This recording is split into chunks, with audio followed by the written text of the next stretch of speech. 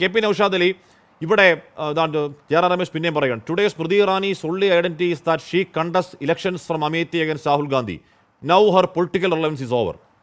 എന്ന് പറഞ്ഞാൽ സ്മൃതി ഇറാനിയുടെ രാഷ്ട്രീയ റിലവൻസ് ഇല്ലാതാക്കാൻ വേണ്ടി രാഹുൽ ഗാന്ധി അമേത്തിയിൽ മത്സരിക്കുന്നില്ല. അതെന്തോ വലിയ നേട്ടമായി എഴുതി വെച്ചിരിക്കുകയാണ്. പിന്നെയും പറയുകയാണ്, this is A long election, there are a few chess moves still left to play, let's wait for a bit. ഇതുപോലുള്ള നീക്കങ്ങളാണോ നൗഷാദ് അലി?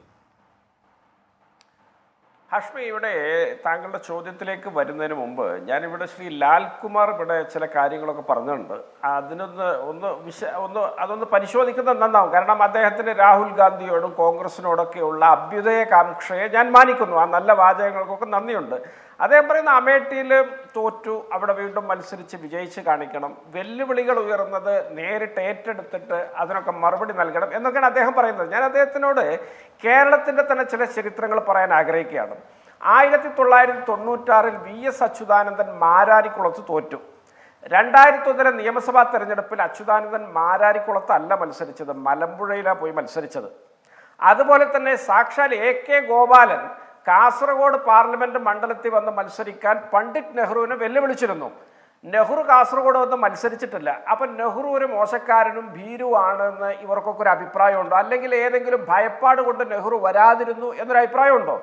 അതുപോലെ 1970 കാസർഗോഡ് മണ്ഡലത്തിൽ EK നായനാർ എന്ന മുതിർന്ന നേതാവിനെതിരെ വിദ്യാർത്ഥി നേതാവായ കടന്നപ്പള്ളി രാമേന്ദ്രൻ കോൺഗ്രസ് സ്ഥാനാർത്ഥിയായിട്ട് മത്സരിച്ച് ജയിച്ചു.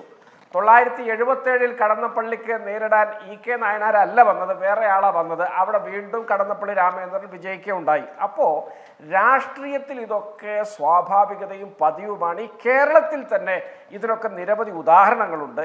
ഇനി നാളെ വയനാട്ടിൽ വന്ന് മത്സരിക്കാൻ അല്ലെങ്കിൽ എറണാകുളത്ത് വന്ന് മത്സരിക്കാൻ നരേന്ദ്രമോദിയെ വെല്ലുവിളിച്ചു എന്ന് കരുതുക. അദ്ദേഹം ഇവിടെ ഒന്ന് മത്സരിക്കുമോ? അല്ലെങ്കിൽ വേറെ ഏതെങ്കിലും നേതാവിനെ വേറെ എവിടേക്കെങ്കിലും ആരെങ്കിലും വെല്ലുവിളിച്ച അവിടെയൊക്കെ പോയി രാജ്യത്തുയരുന്ന എല്ലാ വെല്ലുവിളിക്കും ഈ നേതാക്കന്മാർ മറുപടി കൊടുക്കണം എന്ന് ശഠിക്കുന്നതിൽ എന്ത് യുക്തിയാണുള്ളത് എന്ന് സ്വയം ഒന്ന് ആലോചിച്ച് നോക്കണം എന്ന് പറയാൻ ഞാൻ ആഗ്രഹിക്കുന്നു. പിന്നെ ഇവിടെ ഹഷ്മി, രാഷ്ട്രീയത്തിൽ പലതരത്തിലുള്ള നീക്കങ്ങളും തന്ത്രങ്ങളൊക്കെ ഉണ്ടാവും. ഇവിടെ സ്മൃതി ഇറാനി കഴിഞ്ഞ തവണ വിജയിച്ചു എന്നുള്ളതൊരു വാസ്തവമാണ്. ഇത്തവണ സ്മൃതി ഇറാനിയെ തോൽപ്പിക്കാൻ ഞങ്ങളൊരു പ്രതിനിധിയെ പറഞ്ഞയച്ചിട്ടുണ്ട്. നമുക്ക് കാണാം തെരഞ്ഞെടുപ്പിൻ്റെ ഫലം വരുമ്പോൾ സ്മൃതി ഇറാനി എന്തൊക്കെയാണ് അവിടെ ചെയ്തത്, അതിൻ്റെ ഫലങ്ങൾ എന്താണ്, ജനങ്ങളുടെ മനോഭാവം എന്താണ് എന്നുള്ളത് നമുക്കൊന്ന് കാണാം. രാഹുൽ ഗാന്ധി വേണമെന്നില്ല, അല്ലാത്ത താഴെ പ്രൊഫൈലുള്ള ഒരാൾ തന്നെ മതി സ്മൃതി ഇറാനിയെ തോൽപ്പിക്കാനെന്ന ഞങ്ങളുടെ ആത്മവിശ്വാസമാണ് അമേഠിയിൽ കിഷോരിലാൽ ശർമ്മ മത്സരിക്കുന്നതിലൂടെ ഉള്ളത് എന്ന് പറയാൻ ഞങ്ങൾ ആഗ്രഹിക്കുന്നു. എന്താ ഞങ്ങൾക്ക് അങ്ങനെ പറഞ്ഞാൽ കുഴപ്പം? പിന്നെ തെരഞ്ഞെടുപ്പ് കമ്മീഷനെ പറ്റിയൊക്കെയാണ് ഇവിടെ വാചാലമാകുന്നത്. അവര് പോസ്റ്ററൊക്കെ ഈ പറഞ്ഞ പൊതുസ്ഥലത്ത് ഒട്ടിക്കുന്നതിൽ കരിയോയിൽ തേച്ച് മേടിക്കുന്നു.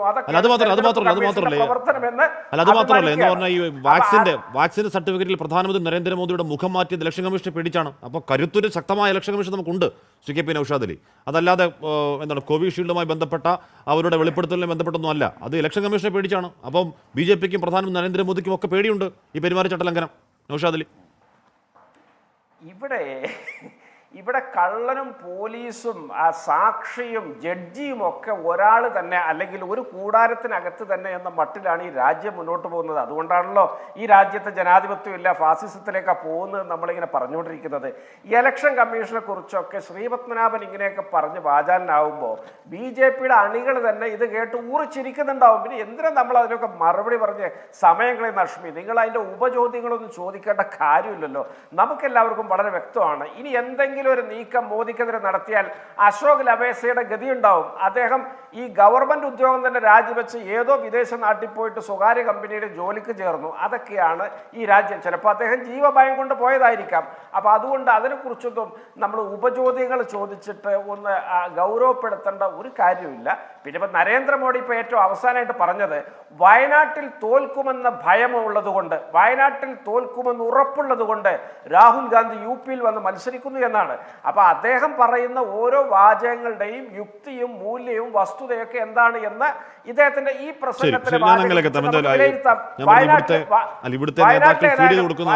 രാഹുൽ ഗാന്ധി ഇവിടെ നേതാക്കൾ ഫീഡ് ചെയ്ത് കൊടുക്കുന്നതാകും. ആരെങ്കിലും അദ്ദേഹത്തോട് പറഞ്ഞിട്ടുണ്ടാകും വയനാട്ടിൽ രാഹുൽ K. സുരേന്ദ്രൻ രാഹുൽ ഗാന്ധി തോപ്പിക്കുന്നു എന്ന് പറഞ്ഞിട്ടുണ്ടാകും. അങ്ങനെ പറയാനുള്ള ആളാണോ പ്രധാനമന്ത്രി? അല്ലല്ല, ഞാൻ പറഞ്ഞത് അല്ല, ഇവിടുത്തെ BJP നേതാക്കൾ അല്ലല്ല, ഇവിടുത്തെ BJP നേതാക്കൾ വയനാട്ടിൽ K. സുരേന്ദ്രൻ ഇവിടുത്തെ സംസ്ഥാന അധ്യക്ഷൻ രാഹുൽ ഗാന്ധി തോപ്പിക്കും എന്ന് ഫീഡ് ചെയ്ത് കൊടുത്തിട്ടുണ്ടെങ്കിലോ?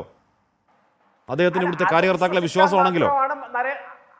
അല്ല, അത് വിശ്വസിക്കാൻ മാത്രമേ ഉള്ളൂ അദ്ദേഹമെങ്കിൽ എനിക്ക് വിരോധമൊന്നുമില്ല, എനിക്ക് പരാതിയില്ല. ഏതായാലും എല്ലാ കാര്യങ്ങളും ആ അർത്ഥത്തിലും ആ വലിപ്പത്തിലും മൂല്യത്തിലും തൂക്കത്തിലും ഒക്കെ കണ്ടാൽ മതി എന്നുള്ളൊരു സമാശ്വാസം എനിക്ക് വാചകം വന്നപ്പോൾ ഉണ്ട്. 400 370 ഒക്കെ ഈ തരത്തിലാണ് എന്നുള്ളൊരു ആശ്വാസം കേരളത്തിലെ ഇന്ത്യയിലെ ജനാധിപത്യ വിശ്വാസികൾക്ക് വയനാടിന്റെ കാര്യം അറിയുന്നതുകൊണ്ട്, അറിയുന്നവരുണ്ടെങ്കിൽ കൃത്യമായിട്ട് ഉണ്ടാകും എന്നൊരു നിരീക്ഷണം കൂടി ഈ അവസരത്തിൽ ഞാൻ പങ്കുവയ്ക്കുകയാണ്. അദ്ദേഹത്തിന്റെ എല്ലാ ഡയലോഗുകളും ഈ അനുപാതത്തിൽ മാത്രം നമുക്ക് ഒന്ന് സമീകരിച്ച് നോക്കിയാൽ മതി. ശരി.